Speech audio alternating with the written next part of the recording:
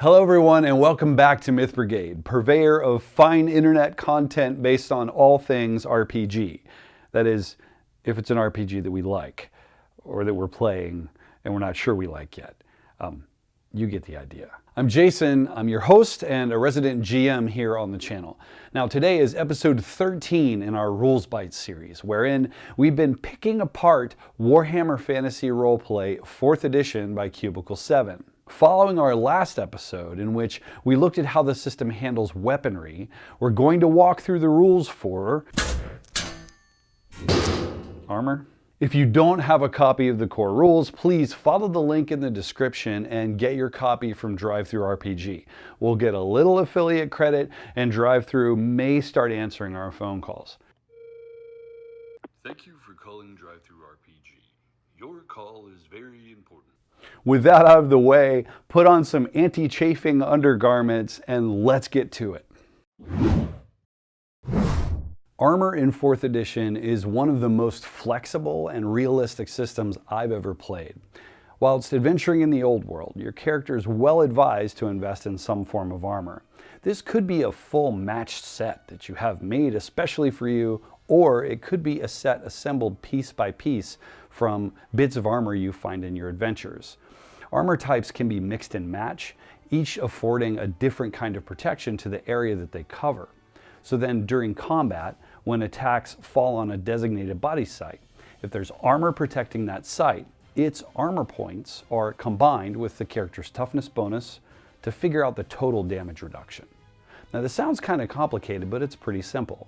If I had a toughness of 2, which is probably kind of pushing it, and I were wearing a shoulder plate with an armor point of 1, I would have 3 total reduction for that body site. So unlike THAC0 and AD&D or 5th edition's more streamlined rules for armor class, this isn't necessarily about being able to land an arbitrary blow and reducing a general bucket of hit points. It's about striking in a way that's damaging enough to get through whatever defenses your opponent may be wearing in the area you hit. So players remember that when you're choosing the protection that your character decides to wear. As we saw in our coverage of weapons, the rules describe armor with just a few basic properties. First up is armor type. This is either soft leather, boiled leather, mail, or plate. It's that simple. It's worth noting that some professions may have a better time with certain types of armor than others. This is especially true for magic users who may not be able to ply their craft while wearing certain types of armor. This is largely based on the color of magic that they're casting with, and the rules for this and exceptions to those can be found on page 237. The price describes what a typical piece of a given armor type costs. As with any trappings, the GM should feel free to adjust this price based on the locale the character's in, the merchant selling the armor, the craftsman that made the armor, and maybe even the history of the piece. Again, always take opportunities to sprinkle in some lore and flavor when you're making these decisions. Encumbrance represents how bulky your armor is. This is added to the encumbrance of all the trappings on your character's person for a total encumbrance score. Now, remember, if your total encumbrance score exceeds your strength bonus plus your toughness bonus, your character's going to start to experience some drawbacks from the heavy load. Can't move.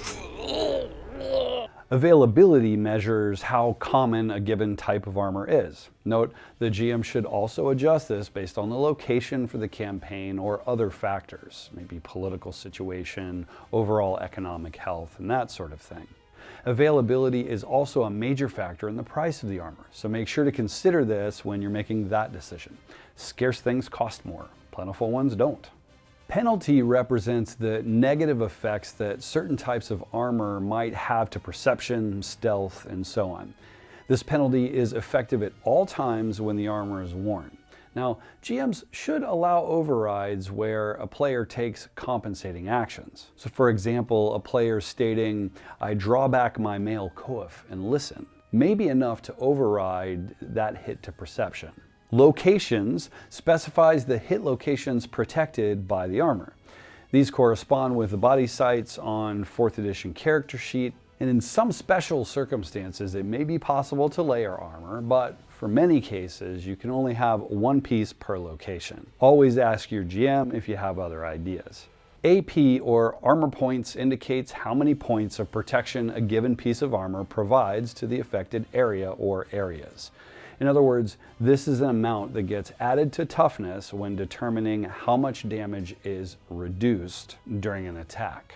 The last property that every piece of armor has is a collection of qualities and/or flaws. Now, we'll get to the details in a second, but first there are a couple of important rules to cover. First up is armor damage. I love this. In the fury of the grim and perilous world of Warhammer, your armor can and will become damaged. For these purposes, think of your armor's AP as its hit points. Anytime the GM tells you that a piece of armor is damaged, you reduce that AP by 1.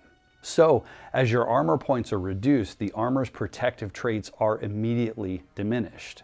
If a given piece of armor is reduced to 0, then it's considered useless. Now, I know this may seem like a lot to keep track of, but wow, it's incredibly realistic and incredibly gritty.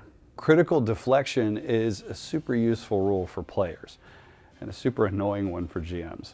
Here, if your character suffers a critical wound in a given area that's covered by armor, you may choose to have that armor take 1 AP of damage and ignore the critical effect of the wound entirely. See? Keeping track of that AP doesn't suck so bad now, does it?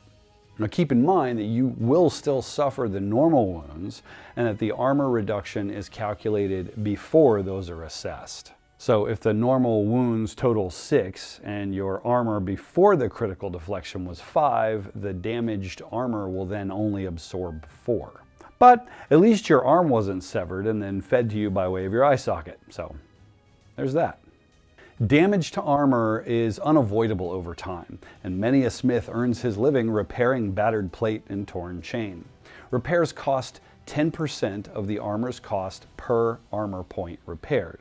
And there are a couple of special considerations. First, if a piece of armor covers multiple areas, damage to those areas must be addressed independently. So a character could conceivably repair the body of a chain coat, but run out of coin before getting to the right sleeve. This takes some good record keeping, but the resulting level of realism is well worth it. Things like this can incite roleplay between characters and just really add to the character's depth. If any section of armor is reduced to 0 AP, it's considered completely broken and then takes 30% of the armor's value to fix. Repairs of this sort also take a while and are probably likely to be accompanied by more than a little chiding from the attending smith. Now, players, remember that your gear is really what keeps your character alive in the old world. Make sure you take care of it and maybe even consider using your endeavors between adventures to do so. And now, Myth Brigadiers, we are going to talk armor qualities. There are relatively few armor qualities compared to those provided for weapons. Still, they are incredibly important to the balance of the game. Flexible armor is just that. It moves fluidly with the body and doesn't restrict movement like rigid plate, scale, and so on. Flexible armor may be worn under non-flexible armor. This then stacks the benefit of both armors for the covered location. Also, the outside armor is the one that's likely to take the damage first, so keep that in mind. Impenetrable armor is difficult for all but the most savage attacks to penetrate. Critical wounds caused by an odd die roll, so an 11 or a 33, are ignored completely. So normal wounds are still taken, but the armor prevents whatever awful result might lurk on that critical wound table. That's all the qualities to talk about. The good news, there are equally few flaws to worry about as well. If you want to hear about them, that's probably a good thing, because we're going to talk about them now. Partial armor doesn't quite cover the entire hit location. An example might be a skull cap, which protects the top of the head, but not so much the temples, or the neck, or the face. To account for this during gameplay, opponents ignore the armor's AP on a critical hit or when successfully hitting with an even number. This sort of represents the chance that they could just kind of strike the unprotected spot. Weak points are small areas where a blade or a bolt could slip through with just the right aim. This is usually the result of a design having to account for mobility, so joints or hinges or other mobility words. Opponents using weapons with the impale quality ignore the AP of armor with weak points when scoring criticals. And one last note, players seeking a simpler system for armor. Wait, what? If you were seeking simplicity, you would not be here. You'd probably be playing that other RPG. There's some relief for those of you who would like a simpler option and an optional rule on page 301. But don't use it. Just don't. Grim and Perilous is that's it, because Grim and Perilous. All right, folks, that's it for our whirlwind tour of armor in the unrelenting, unforgiving, and unapologetic combat framework of Warhammer Fantasy Roleplay 4th edition. Combined with the rules for weapons, okay, it's a lot. But I have to say, it amounts to a pretty balanced system if you remember to use all of the rules at the same time, together. Like you? That's what I'm getting at, is I don't always... Up next, we're going to run another combat simulation to take all of this into account, and then take a quick look at the rules for monsters. If you enjoy what we do, or you just love Warhammer Fantasy, please extend the index finger of your gauntleted hand and just poke the living just subscribe to stay up to date with rules bites, table tips, live game sessions, recipes for quiche. I mean, if they asked for it, we'd probably, right? Probably.